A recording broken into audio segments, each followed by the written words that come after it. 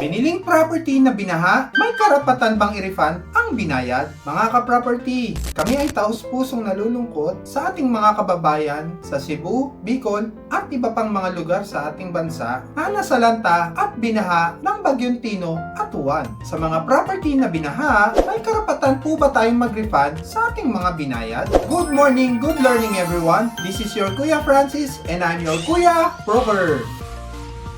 Mga ka-property, here are my opinion in different situations.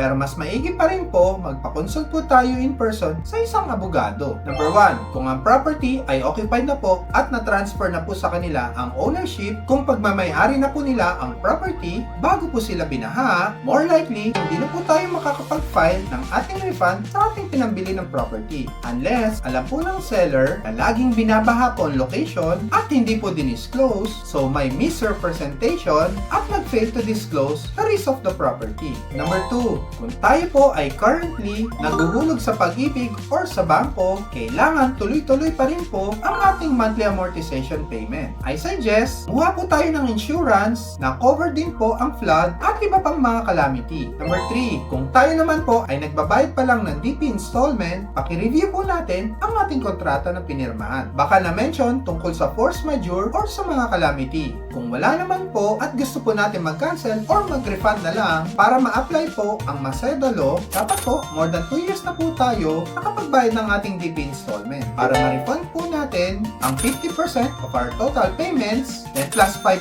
naman po after the 5th year. Pero hindi po mag-exceed sa 90% of our total down payment ang ating marirefund. If you need more advices po, bukod sa pagpunta sa isang abogado, pwede din po tayo sumangguni sa Department of Human Settlement and Urban Development or DHSUD or formerly HLURB. Kayo mga ka-property, ano po ang plano nila kung ang bahay po natin ay binabaha? Pakisulat naman po ang inyong kasagutan sa comment section below. Lamang ko ang may alam. Again, this is your Kuya Broker.